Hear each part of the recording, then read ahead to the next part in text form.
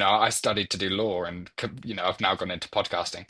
So it's a very, very different career that started at that point. Yeah, so you were listening to podcasts there, but after school, how did you get into making them?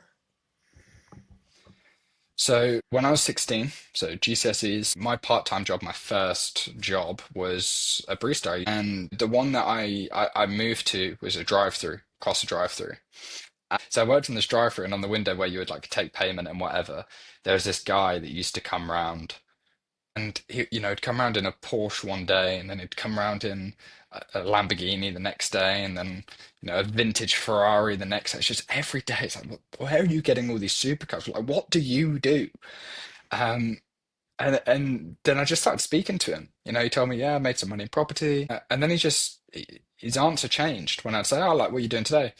He'd be like, oh, I'm going to interview David Goggins, or I'm going to interview Jordan Peterson. I'm going to go interview some of the dragons from Dragon's Den. He was like, "Oh, I've got a podcast." Okay, so I'm about 16 this time. Um, so at the time it was called The Disruptive Entrepreneur, and that was the first business podcast I ever listened to. Anyway, when I decided that law wasn't for me and I didn't want to do this, I finished my degree.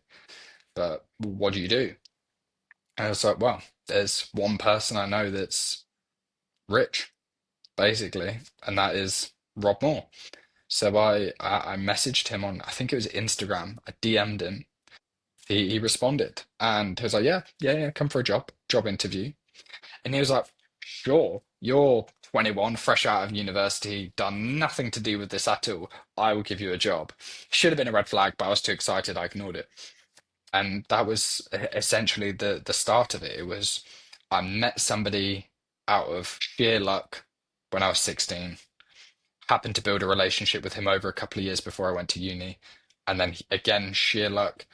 He he replied when I pitched him for a job, and he said yes.